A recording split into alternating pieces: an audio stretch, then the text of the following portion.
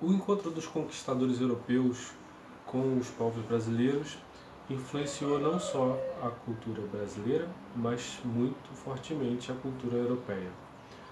Em 1637, Maurício de Nassau veio para o Pernambuco, para o estado de Pernambuco, para fazer uma administração local. E ele trouxe uma comitiva de cientistas e também alguns pintores. Entre eles estavam o Franz Post e o Albert Eckhout.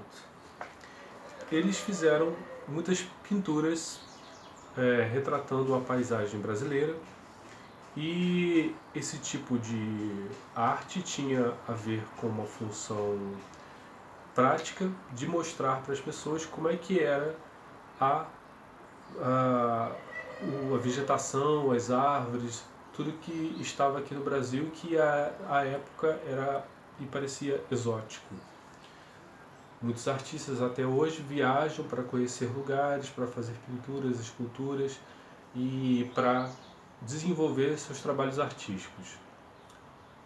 A fotografia é uma dessas artes muito comuns que a gente costuma praticar quando vai em outro lugar. Então o limite entre uma arte, a fotografia como arte, a fotografia como documento, é um limite meio nebuloso. O Sebastião Salgado é um artista, fotógrafo brasileiro que tem um projeto chamado Gênesis, que é fotografar alguns lugares quase intocados na Terra.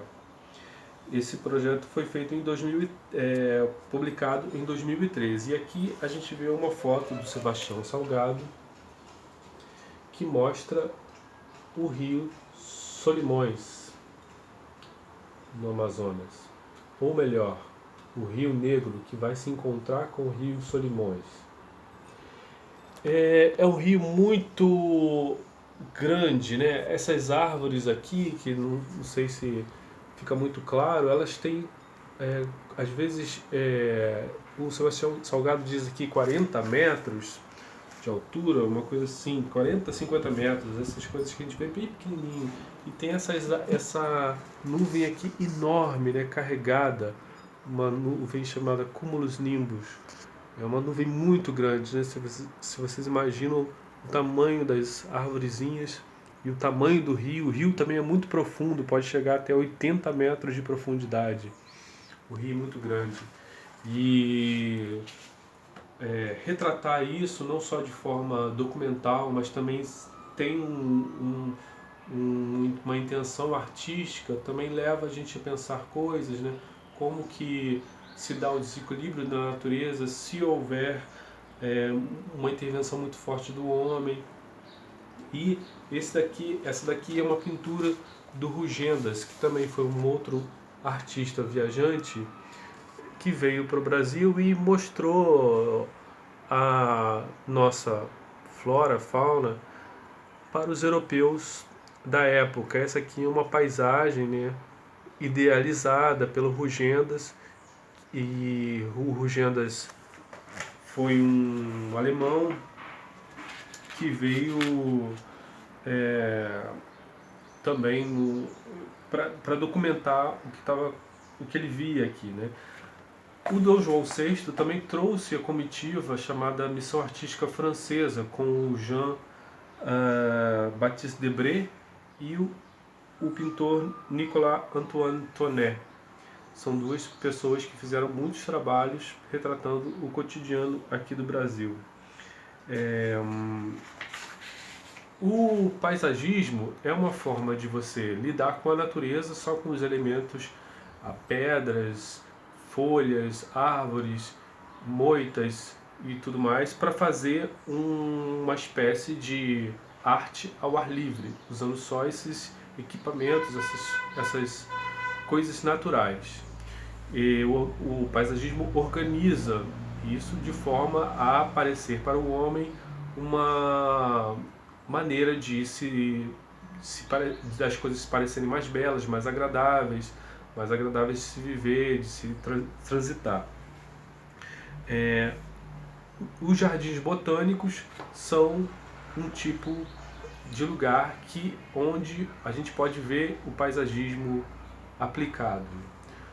O Instituto Inhotim, em Brumadinho, Minas Gerais, é um lugar onde você encontra esse tipo de paisagismo aliado a obras de arte contemporâneas. Aqui tem uma foto do Inhotim, do Instituto Inhotim. Você vê uma vegetação muito farta, né? E aqui é um trabalho do Hélio Tissica, um artista brasileiro.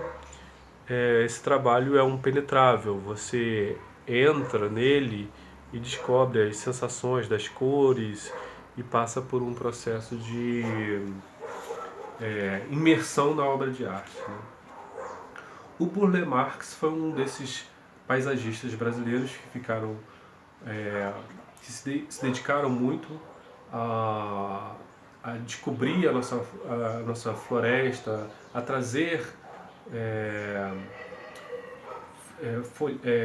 plantas e árvores para trabalhar no paisagismo, como por exemplo no Aterro do Flamengo e aqui no Rio de Janeiro. Burle Marx foi um desses nomes. E a natureza, ela também é retratada de forma que a gente chama natureza morta. Este aqui é um exemplo de uma natureza morta, que são frutas organizadas, né, pintadas de uma maneira a mostrar como é que elas são para os europeus. Essas frutas têm umas goiabas, né, bananas, coisas que parecem típicas brasileiras. Essa é uma pintura do Eichhout, aquele que eu comentei que veio com o Maurício de Nassau. O Maurício de Nassau veio para o Brasil em 1637.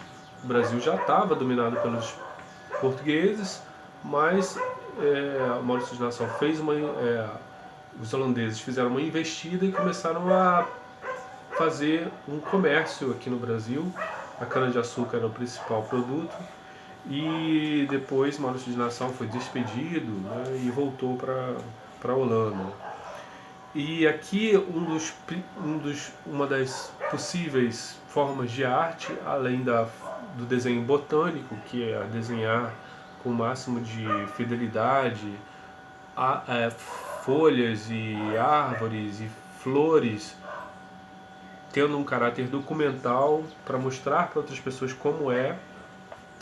Aqui também a gente tem os principais insetos nocivos do Brasil, uma pintura do Joseph Young, de 1834.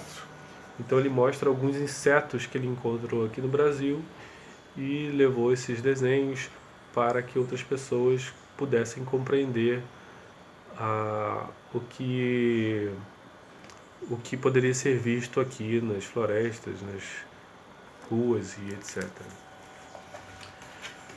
O desenho que eu vou mostrar em seguida é chamado O Espírito da Floresta, é de 2011, né? Então é uma diferença temporal muito grande para esses outros de 1600, 1800. É do Kleiber Pinheiro Salles e mostra a terra indígena Alto Rio Jordão, no Acre. Esse desenho mostra os seres humanos, né, muito integrados na floresta, né? Eles estão imersos junto com os animais, junto com pássaros. Então é um pouco diferente dessa questão aqui, por exemplo, da natureza morta, né? Um tipo de pintura europeia para organizadinha, assim, para valorizar as frutas e tal. Esse daqui está tudo junto, né? O indígena, o ser humano está imerso na floresta, né? Um tipo de olhar sobre a natureza. Em seguida, eu vou falar de alguns tipos de pintura. Às vezes a gente fala muito de pintura a óleo, que são essas pinturas antigas, onde a base do pigmento era óleo.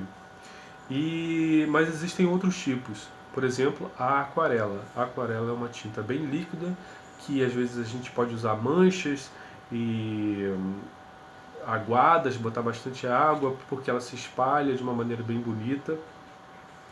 O guache é uma tinta bem pastosa e você pode diluir ela várias vezes, pode criar vários tons diferentes para uma certa cor. O nanquim é uma tinta que eu adoro, que é uma tinta de invenção chinesa, normalmente preto. É, os primeiros nanquins foram inspirados e tirados do polvo, que solta aquela tinta preta, né? Depois teve um processo, né, de industrialização, e é uma tinta bem fluida, então você pode usar bastante e muito precisa, né? Existiam muitas tintas, canetas de nanquim, né? Antes da esferográfica, por exemplo. E a tinta acrílica também é uma tinta plástica que você pode diluir várias vezes. É muito comum, às vezes, a tinta acrílica nas paredes, ou mesmo em tubinhos, aqueles tubinhos para pintura, e elas não são tão fortes, não tem um cheiro tão forte como, por exemplo, a tinta a óleo. Esse trabalho aqui do Guignard, um artista brasileiro, é pintado com óleo sobre tela. É uma paisagem, né? A vantagem do óleo é que ele demora muito para secar. E aí você pode trabalhar muitas vezes em cima de um certo detalhe, por exemplo. É uma tinta brilhosa. Então ele tem as suas vantagens e é interessante. Mas essa vantagem de demorar para secar também pode ser uma coisa ruim. Ele demora muito tempo para você ter uma secagem completa, muitos anos às vezes, né? E aí você pode tocar às vezes e a pintura pode sujar e tem vários problemas. Mas também, né, nem tudo é perfeito, né? Nem tudo é idealizado, né? Então, idealizável. Então, a luz e a sombra também são aspectos que interferem muito numa pintura. A sombra, existe a sombra projetada e a sombra do objeto, né? Aqui tem um exemplo. A sombra projetada seria a sombra que, quando vem uma luz, ela mostra a silhueta, a imagem do que ela, da onde a luz está pegando. Então essa aqui é uma luz projetada e também uma sombra projetada. Mas existe também a sombra que está no próprio objeto. Você vê que esse lado é mais claro que esse nesse vaso. Então é um tipo de sombra que também a gente pode ver nesse trabalho. E a luz e a sombra é muito importante na pintura, né?